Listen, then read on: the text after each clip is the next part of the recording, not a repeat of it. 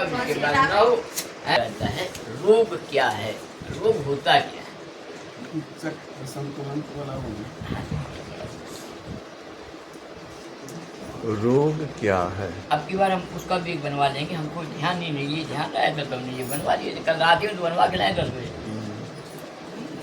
वो और बनवा देंगे संपूर्ण विज्ञान का। चक्र संतुलन में ये आप बता रहे थे कि कितना एनर्जी। रोग क्या है? रोग क्या है? हर व्यक्ति को परमात्मा ने उसके प्रारब्ध, संस्कार और वर्तमान कर्तव्यों पर ही आधारित जीवन दिया है। हम जो भी कार्य करते हैं उसके 3 लाभ प्राप्त होते हैं, एक तुरंत, एक कुछ समय बाद और एक बहुत अधिक समय के बाद। सामान्यतः एक सेब हमने खाया, पहला लाभ मिला, जवान को अच्छा लगा, तुरंत मजा आया, वाह क्या बात है, एक भरा। थोड़ी देर बाद लाभ प्राप्त हुआ, उससे हमारे शरीर में शक्ति बनी, खून बना। फिर उसके बाद उसी का लाभ ये है कि हमारे मेधा बनी, शरीर में जूसेस बने, वो हमारे शरीर को आगे बढ़ा के दृढ़ता प्रदान करते। इसी तरह प्रत्येक कर्म तुरंत लाभ देता है, उसके बाद दूसरों के द्वारा उससे जो अनुरक्ति मिलती है। आपने किसी का पैर दबाया, पहला तो लाभ हुआ, कितना मजा आया भाई, हमने उनके पैर दबाए। दूसरा मैं उसने कहा भैया आज तो आपने हमारे लिए बड़ा अच्छा, परमात्मा आपको, है ना। फिर तीसरा ये बन के और अगले जन्म तक आपका कितना हो, आदमी जो देता है, आदमी जो लेता है, जिंदगी भर वो सदाएं पीछा करती है, वो वहाँ तक आपको। अब क्या होता है, यही कर्म से संस्कार बनते हैं। पहला कर्म संस्कार बनता है और यही संस्कार इकट्ठा होकर के अगले जन्म का प्रारब्ध बनता है। तीनों में यही अंतर है। ये प्रारब्ध हम ले करके अगले जन्म में पैदा होती है, ये ले करके हम अगले जन्म में पैदा होती है और उसके बाद हम उन्हीं प्रारब्ध के चलते हम नए जीवन का निर्माण करते हैं। यानी हमने अभी इस जन्म में खूब गुस्सा किया, तो अगले जन्म में हम वही जगह ढूंढना चाहेंगे जहाँ खूब गुस्सा होता हो। चाहे वो लड़ने वाले जानवर भी हो सकते हैं, चाहे इधर उधर बदमाशी करने वाले इंसान भी हो सकते हैं। जब व्यक्ति शरीर को छोड़ता है उसके बाद वो पूरी तरह स्वतंत्र होता है। उसी तरह जैसे एक घर से निकला हुआ आदमी वो स्वतंत्र होता है, कैसा मकान दूसरा वो ढूंढे। कोई कहता है हम तो वो लें जहाँ बिल्कुल एकदम पैक्ड हो, कोई चोर चमार की जो ना हो, भैया हम अंदर चुपचाप रहें जाकर। एक बार नहीं यार, खुला होना चाहिए, थोड़ा हवा आती हो, आगे पीछे ठंड से जो बढ़िया रहता हो, वो कुछ है। स्वतंत्र है दोनों, क्योंकि दोनों के प्रारब्ध अलग अलग है, दोनों के संस्कार अलग अलग हैं। तो वही आप ढूंढेंगे। तो क्या होता, उन प्रारब्धों के चलते व्यक्ति ऐसी परिस्थितियां अपने आसपास इकट्ठी कर लेता है, फिर उसको जीवन जीना पड़ता है। हाँ, हर समय एक स्वतंत्रता आपको परमात्मा ने दी है, वो है कर्म की स्वतंत्रता। कितने भी खराब हो जाएं, कितने भी खराब परिस्थितियां हों, आपके पास एक ना एक कण ऐसा रहेगा कि आप उसको सुधार कर सकें। कहीं ये नहीं होता कि हाँ हम बिल्कुल कहते ना अब तो कुछ कर ही नहीं सकते। वो निराशा अलग बात है, लेकिन अगर उनको सही गुरु या सही सहायक मिल जाता है तो बिल्कुल जमीन से आदमी फिर आसमान तक पहुंच सकता है। ये एक नहीं 50 घटनाएं। कर्म का अधिकार हमको मिला हुआ है। हमारा गायत्री मंत्र भी सिर्फ इसीलिए महामंत्र कहलाता है कि उसमें सिर्फ इतना ही कहा गया है, धियो यो नः प्रचोदयात्, हमारी बुद्धि को सन्मार्ग की ओर ले जाएं। वह बुद्धि सन्मार्ग की ओर चली जाए फिर तो काम हो ही जाएगा, बाकी कुछ नहीं ठीक करना पड़ा। बस बुद्धि ही हमारी सन्मार्गी नहीं हो पाती।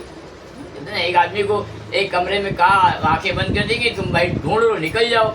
एक दरवाजा था, वो सब जगह ढूंढता रहता था, चल रहा था, और जहाँ दरवाजा आने वाला तो खुजली हो गई, उसने ऐसे से किया 2 कदम आगे बढ़ गया, फिर वो ढूंढने लगा।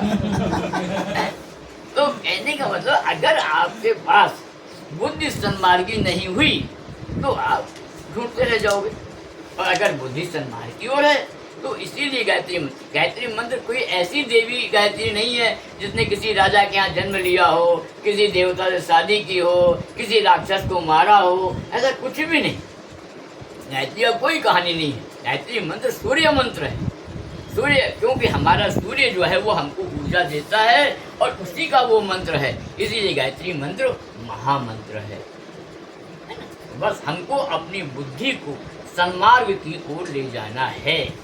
फिर इस गायत्री मंत्र के अलग अलग भेद हैं, वो अगले चरण में बताए जाएंगे। दूरस्थ चिकित्सा पर आप बात करेंगे तो वहाँ पर आपको उसके बारे में विस्तृत जानकारी दी जाएगी।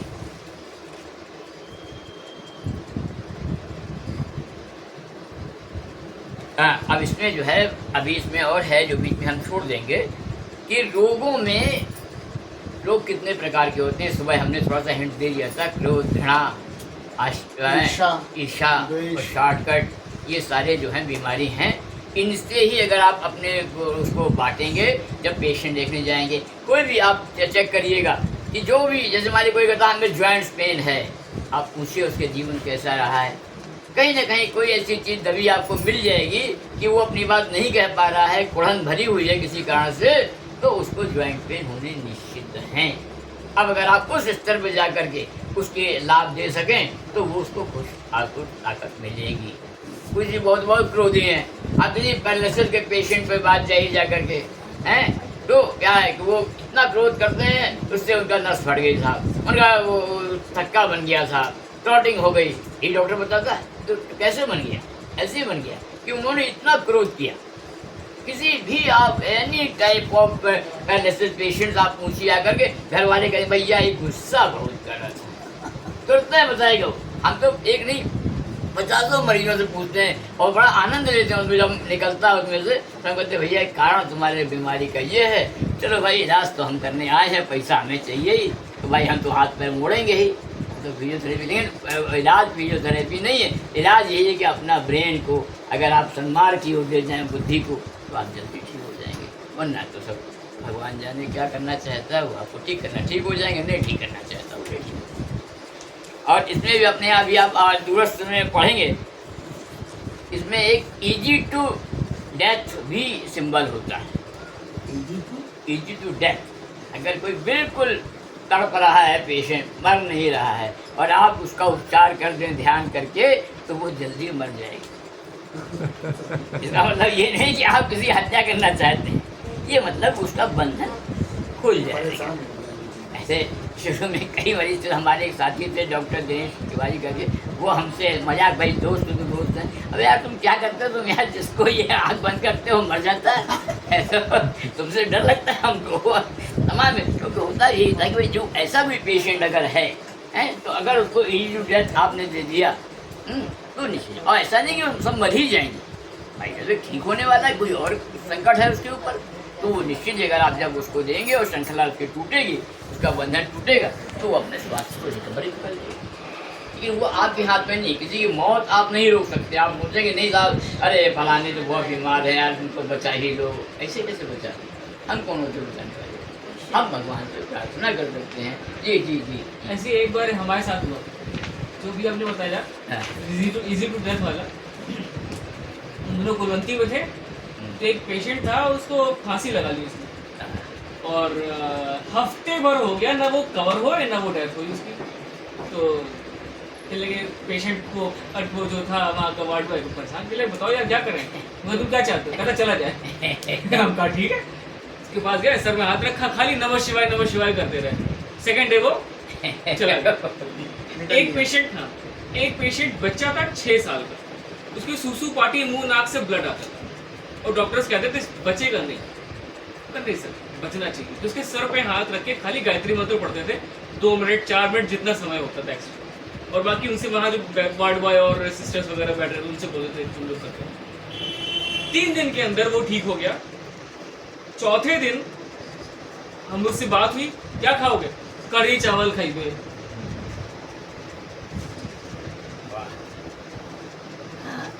ऐसा भी होता है, नहीं अनुभव है। हाँ, जब आप किसी भी पेशेंट को देखने जाएं, किसी उसी के बाद भी कुछ चीज़ों विशेष ध्यान रखनी चाहिए कि आप भले ही बहुत अच्छे डॉक्टर हैं, आपको भले ही मालूम है कि इसमें अच्छा होना है कि बुरा होना है, लेकिन निर्णायक कभी ना बने। अरे अब क्या बात करते हो, अभी अभी हमने हाथ लगाया और देखो ठीक होते, ये कभी नहीं कहना चाहिए। अहंकार ईगो आ गया इसमें। सबसे बड़ा दुश्मन है। आप ये कहिए, आपको दिख भी रहा है कि जीवन ठीक है, परमात्मा की इच्छा है, अब हम आ गए हैं, कोशिश करते हैं, देखिए ठीक हो जाए। वो प्रार्थना में आपने पहले ही बता दिया, हाँ ईगो आएगा ही नहीं। ईगो, हाँ नहीं, ये तो आप अपने मैं- अंदर, लेकिन हाँ, हाँ। वहाँ जाके लोक व्यवहार में भी आपको बराबर इसको ध्यान में रखना है। और जो भी अटेंडेंट हो उनसे हमेशा सकारात्मक बात है। अरे परेशान भैया क्या होगा भगवान, अरे अम्मा तो बस भाई जा रही हैं, कैसे चलेगा, तो उसमें आपको बराबर ढांढस देना है। ये नहीं कि हमारे बहुत डॉक्टर ऐसे हैं वो खुद ही कहने लगते हैं अरे ठीक है यार ले जाओ, बचे बचेंगे नहीं, बेकार परेशान कर रहे हो, ऐसे ही बोल देते हैं, सही हाँ, कह रहे हैं। नहीं ऐसा नहीं कहना चाहिए। बिल्कुल, बिल्कुल। एक वैदिक उपचारक को कम से कम बिल्कुल नहीं कहना चाहिए, क्योंकि उस वक्त जो शब्द हैं उनमें ऊर्जा है और वो शब्द आपका पीछा करेंगे, आपको भिन्न भिन्न संकटों में डाल देंगे। इसलिए याद रखिए कि आप अगर ये सीख रहे हैं तो बिल्कुल किसी का बुरा नहीं कहेंगे। कहते एक सामान्य अभी अपने हिंदुस्तान में नहीं होता, लेकिन और देशों में है कि अगर सामान्य आदमी से कहीं कोई दुर्घटना हो जाए तो थोड़ी उसको सजा मिलती है, अगर किसी को जानकार आदमी से हो जाए तो उसको ज़्यादा सजा मिलती है। ऐसा नहीं है, ऐसे ही अपने पहले अपने हिंदुस्तान आप ही होता था पहले। पहले होता है, अब नहीं होता है। तो इसलिए ये ध्यान रखें कि हम कभी भी किसी को इस तरह की कोई बात नहीं कहें, और जब जाएंगे तो सकारात्मक बात करेंगे कि हम प्रयास करते हैं, बिल्कुल ठीक होंगे, 100% ठीक होंगे। और उसमें देखना क्या, 4 चीज़ें आपको महसूस करनी हैं। शरीर में या तो उसके गांठें होंगी, हर बीमारी में इस समय,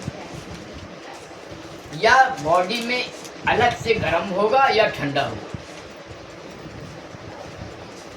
इसके अलावा अकड़न होगी, जिसको हम लोग टेंडरनेस भी बोलते हैं, या सुन्नपन होगा, सुन्नपन को क्या कहते हैं सर? नमनेस। ये तो नमनेस होगी, जब वैसे आप हाथ लगाएंगे बाद में तो उसको कुछ भी फीलिंग नहीं हो पाएगी, या मालूम पड़ेगा हाँ उसको जो है कुछ झंझनाहट सी होती है। तो उसका क्या मतलब हुआ? ये रोग की स्थिति पे निर्भर करता है। अच्छा। कि रोग की क्या स्थिति है, और उसके बाद आप उसमें जो अपने वैदिक उपचार के साथ में आप उसमें गर्म या ठंडा सेक देने का प्रयास करें। ठंडा सेक किसी भी बीमारी में रिपेयरिंग का काम करेगा, और हाँ, और गर्म से खून को दौड़ाने का काम। फिर उसके बाद वहाँ पर मर्दन आता है। मर्दन का मतलब हल्का सा उसके हाथ पे जेंटली, या फिर मार्जन, बिल्कुल ऐसे ऊपर से सुना नहीं है उसको। फिर संप्रेषण और फूंक, आपने मंत्र शक्ति पैदा की और उसको फूंक दिया। जो मंत्र शक्ति सांस के द्वारा जाती है उसका भी विशेष प्रभाव पड़ता है। इसके अलावा कभी कभी कुछ बड़े ही विपरीत प्रकार के रोग होते हैं जो बड़े कठिन होते हैं, वहाँ पे झाड़न बहुत पैदा करती है। केवल ये कर देना, या जो आप देखते हैं वो बाबा लोग वो झाड़ू लिए रहते हैं फूल की, उसका एक विश्वास था, वो एक उपचार का तरीका है। ये सही वो जानते नहीं हैं, उन्होंने खाली पैसे कमाना लिया, अब बेटा तेरे ऊपर, तो वो क्योंकि वो जानते नहीं है, लेकिन है वो टेक्निक होने के बाद भी उनको जानकारी नहीं है ऊपर। ये झाड़न का एक बड़ा ही विशेष महत्व। झाड़न का क्या होता है थोड़ा सा? झाड़न में क्या होता है, ये सेंसिटिविटी का इलाज है। हमारे ब्रेन में भी एक जमाव होता है, जब वो ये करते हैं तो उससे आपको रिलैक्सेशन मिलेगा और बीमारी भी ठीक है। और उसके बाद जो हम लोग आगे करेंगे ऊर्जा संप्रेषण, वही से बोलते हैं। तो एट्यूनमेंट अलग चीज़, ऊर्जा संप्रेषण अलग चीज़। एट्यूनमेंट तो एक हाई लेवल की चीज़ हो गई जिसमें हम व्यक्ति की मनोदशा को संभालते हैं। एट्यूनमेंट जो है, एट्यून करना, एट्यून करते हैं प्रशिक्षक जो चिकित्सक, जैसे हम जो करते हैं, जैसे उसमें है कि ना रेकी में छू करते हैं, वास्तव में वो आँखों से हम आपके साथ बैठे हुए हैं तो हम जो आपके साथ व्यवहार कर रहे हैं वही एट्यून है। और ब्रोडम बनाने के लिए तो बहुत तरीके हैं, कैसे वो एट्यून करते हैं, हाथों पर प्रेशर दे करके, मार के, फिर दबा करके, अब उसके बाद में सिंबल लगा करके वहाँ पर हाथ में लगाना, वो क्रियाएँ हैं इसके अटेनमेंट की, मास्टरशिप में दिखाई जाती हैं। तो ऐसी आवश्यकता नहीं है। आप जिस वक्त आप एकाग्रता से बता रहे होते हैं और सामने वाला सुन रहा होता है, वास्तव में वही अटेनमेंट।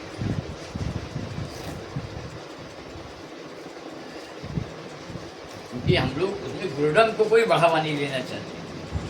और अंतिम है उसमें मीठा अर्थात सरस वार्तालाप। आदमी की, डॉक्टर की वाणी ही जो है वो आधा इलाज होती है। सरस वार्तालाप करेंगे वो सर्वोत्तम औषधि का काम करेंगे। इसके अलावा जहाँ जाएं प्रयास करें, वास्तु वातावरण पर जरूर ध्यान दें। व्यक्ति कैसे लेटा है, उत्तर दक्षिण लेटा है कि नहीं लेटा है, ऐसा अपनी दक्षिण की उसका पैर ज़्यादा जा रहा हो, क्योंकि ये विशेष मैग्नेटिक फोर्स की बात है। हमारा ये उत्तरी ध्रुव कहलाता है और निचला सिरा दक्षिण ध्रुव कहलाता है। अगर दक्षिण दक्षिण की तरफ होगा तो रिपल्सन होगा बराबर, और अट्रैक्शन, इसीलिए दक्षिण की ओर पैर नहीं करेगा। ये जरा ध्यान रखें। वहाँ पे साफ सफाई का, वास्तु का विशेष ध्यान होता है। ये यहाँ पे खिड़कियाँ हैं, मालूम वहीं आगे उन्होंने तमाम ढेर सारा गंदगी पड़ी रखी, आ गई भाई यहाँ साफ करी हुई, हवा आ रही वहीं से और वहीं पे गंदगी पड़ी हुई, तो निश्चित सारी उसका उसके ऊपर असर आएगा। तो ये उसका कमरा कैसा है, कैसे लेटा हुआ है, इन सब का विशेष ध्यान रखना है। उसके बाद आपको जो है वो अपनी ऊर्जा देनी है। सरस वार्तालाप मेन औषधि है, ये ध्यान रखें। चाय आ गई है चाय आ गई चाय आ गई, आप लोग चाय दे दीजिए, इसके बाद एक छोटा सा ध्यान होगा बस। बाकी पिए हैं नहीं, चाय पिला दो। चाय कराई दो, अभी चाय आ रही है तो 5 मिनट में ख़त्म हो जाएगा। हाँ, और क्या, चाय पीने के बाद एक पता है हाँ। कह रहे हैं कि अभी भाई साहब की चाय आ रही है आज पहले हाँ। बता दो। हमारे लिए अपने बनवाओ। वही प्रज्ञा नहीं आप अरे चाय, आप यहाँ पियोगे तभी तो आप आशीर्वाद तभी तो आप पिलाओगे भी, ये फिर पिलाओगे नहीं नहीं। जाएंगे हम लोग, मान लेंगे आप वहाँ भी हमको एक ही का मीटर खा दो। मतलब जी आप काउंटिंग करते रहिए कितनी बार चाय पी। अंकल जी बहुत बढ़िया, आज वैसे भी खिलाने में बड़े आगे हैं भाई। अरे मिला लेते, हम तो ऐसे ही कह रहे हैं।